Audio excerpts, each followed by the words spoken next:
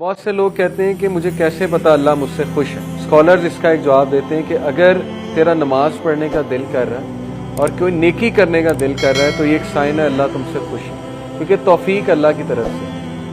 حضرت عمر صلی اللہ عنہ کہتے تھے کہ مجھے یہ ڈر نہیں ہے کہ میری دعا قبول ہوگی کہ نہیں, مجھے یہ ڈر ہے کہ مجھے دعا کرنے کی توفیق بھی ہوگی کہ نہیں.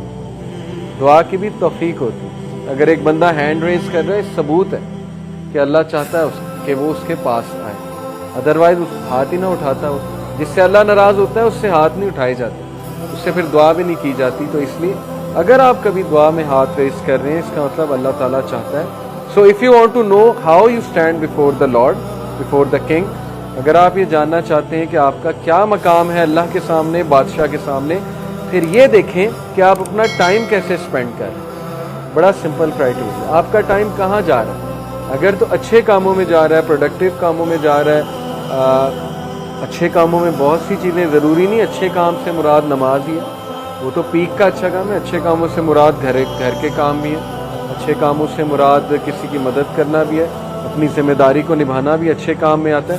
And what work you are assigned to do, اور یہ دیکھو کہ تم کیا کام کر رہے ہو, تم کن کاموں میں ملوث ہو اور تمہارا ٹائم کہاں پہ لگ رہا ہے. ہم اپنی روٹین نوٹ کریں, اس روٹین میں ہم یہ دیکھیں کہ ہمارا major chunk of time, major chunk کہاں جا رہا ہے.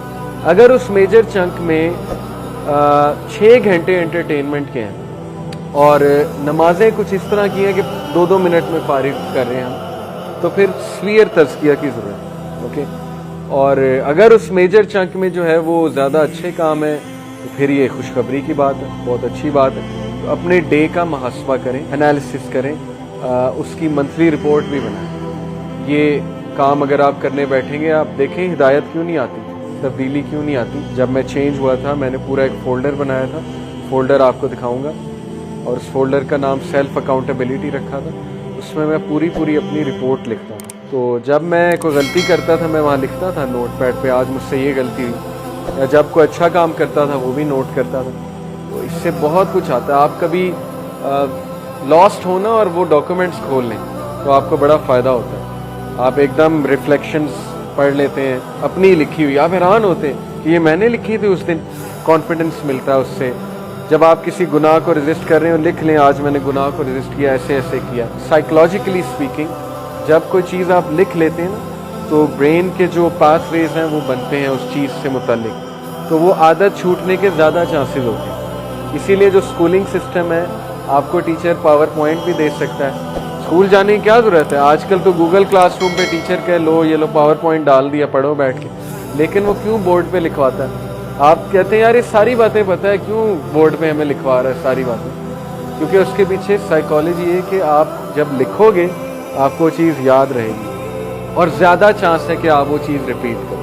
تو اپنا ایک فولڈر بنا کے نا انالیسس کریں اپنی شخصیت کا, اپنے روٹین کا, اپنے ٹائم چنکس کا انشاءاللہ تعالی, اور اس کے بعد ایکشن پلان بنائیں کہ میرے روٹین میں مجھے یہ ٹرینڈ نظر آ رہا ہے کہ میں رات کے اس ٹائم بہت ضائع کرتا ہوں اور یہ چیز میرے ایمان کو خراب کر رہی ہے. بس اس کو ریپلیس کرنا شروع کریں, عادت بن جائے گی انشاءاللہ. آہستہ آہستہ کریں گے. Replace this thing with book reading. رات کو یقین کریں کوئی ناول پڑھ لیں, اگر اسلامی بکس نہیں پڑھنی ناولز پڑھ لیں, قیامت کے سائنس پہ بک پڑھ لیں, کوئی سلف کے کوٹس کے اوپر بک پڑھ لیں. دارالاسلام کبھی جائیں, اتنی بہترین کتابیں آج کل آ گئیں, ان کو بک ریڈنگ سے انشاءاللہ آپ لوگ آہستہ آہستہ اپنی ہیبٹس کو ریپلیس کریں. اس طرح تبدیلی آئے گی. ادروائز صرف ایک لیکچر پہ آنے سے چینج نہیں آئے گی, کیونکہ یہ ہم سن کے چلے جاتے ہیں. تو تبدیلی لانے والے انشاءاللہ آپ ہیں, اور اللہ سبحانہ و تعالیٰ آپ کے ایکشنز دیکھ کے آپ کو ہدایت میں انکریز کریں.